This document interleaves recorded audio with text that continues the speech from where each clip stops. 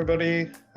Sorry we can't see you on a normal Thursday night as I normally do, but just to keep things going, I'm just going to go through some questions that Shane and Aaron have thrown my way. So I started dancing when I was 13. Basically, my mum used to be a dancer and she refused for basically any son of hers not to be able to dance. So she tried to teach me when I was about probably 10, 11, 12. But basically from there, as boys do, don't really listen to their mothers. So one day mum dragged me down to a dance studio down in Mornington, Marsh Air Mornington. To all those Marsh Air Morningtons, hello. When it used to be owned by a lovely couple named Avril and Greg. That was where I first started. Basically, started there. Had a wonderful teacher named Bianca, who was very good looking and may have contributed to me starting to dance, but after the first few lessons I fell in love with dancing almost straight away, so it was a big thing for me then. The history there is that I went from Marsh Air Mornington to Furniture Gully because there was Shane, Aaron, Brent and Jason at the time owned two studios, so they owned Furniture Gully and Mornington, and were able to, that was when my contact with Furniture Gully originally began, and now the rest is history. I guess I've tried a little bit of hip hop back in the day when I was much younger, and I quite enjoyed it. It was very similar to forum dancing. It's all about emphasizing the music and trying to express yourself and everything like that. But I guess the thing that's always stood out to me is the old-fashioned male and female kind of working together as one. There's nothing like that of using two bodies as one. I think all of them, in a way, I've probably struggled with because essentially I think they're all challenging, and I think they're all uniquely have their easy parts and their difficult parts, and it varies from person to person. But if I had to choose one, I'd probably say Latin is probably my weaker, just because of just being flexible and being able to move my body in all different ways like Latin dancers do. So well done to all you Latin dancers out there, but it's probably not my strongest style, that's for sure. Really, it came down to back to my first studio. Essentially, Avril and Greg, my original principals that I was learning from under, saw me as a young boy who was apparently had a little bit of movement talent. I think it was just because they didn't want to lose a male at the studio, but so they offered me amateur staff, and then from there moved on to go to the next part from there. I started teaching dancing when I was 16, and then kept on going.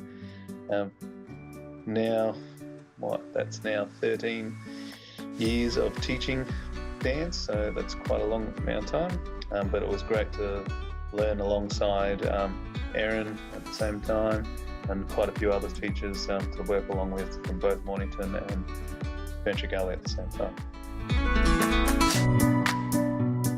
I've got probably three favourite dancing memories.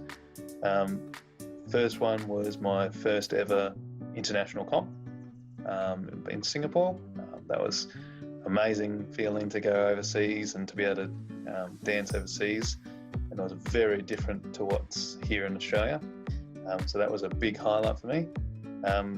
Second one was dancing for a function. Did a bit of a gig for the famous group Salsas. I haven't really seen the food chain for a while, but Salsas, the food chain.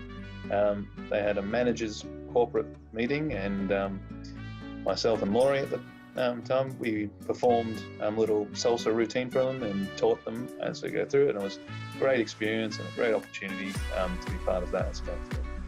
But if I had to really say which one was my favourite, and this is definitely the third one in this case, was in 2017, becoming an Australian finalist for the Open New Vogue, which was one of my highest achievements in that particular case. Made finals in multiple comps in various different styles, but that one still is a huge memory to me, and I hope to be back out there and getting out there very soon after all this pandemic starts to slow down. Yes, I have competed now to my third dance comp partner at the moment. So I've had 2 years with my first dance partner, which was Paige Pedersen, back when I was a teenager. It was a fantastic opportunity as a young one. Unfortunately, went to go into studies a little bit more, so it became a bit of a clash, so I didn't get to keep that partnership going through, but had some great opportunities there. Then did my most recent competition time with Laurie. As you all know, from Laurie is also a staff member at Marcia Ventrigelli.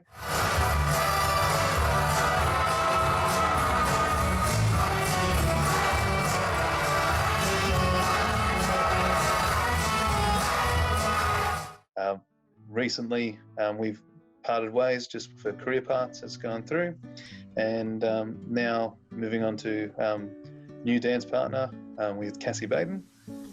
So looking forward to seeing what we can make in our achievement. Obviously, it's a bit of a slow start now, being in isolation, but we're both still working on our practices as we're going through.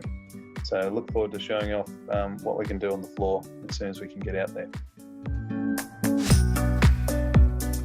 I guess it's seeing everybody, especially on a Thursday night. I think one of the best things about running socials on a Thursday night adventure is when you see 80 to 100 people out on the dance floor, and the music you choose really makes a difference for them. It's a huge thing that really makes a difference to me, to every week to see people with smiles on their faces, meeting new people, learning new dances. It's one of the best things, and I get to see that every week. And especially also teaching kids on a Saturday morning has always been a great opportunity. But I'm sure there'll be more videos like these coming up. I wish you all the best, safe well. Please keep safe. Make sure you do wash your hands and keep clean. And the more we isolate ourselves, hopefully we'll be able to get on the dance floor even sooner than we expect. All right. See you guys. Bye.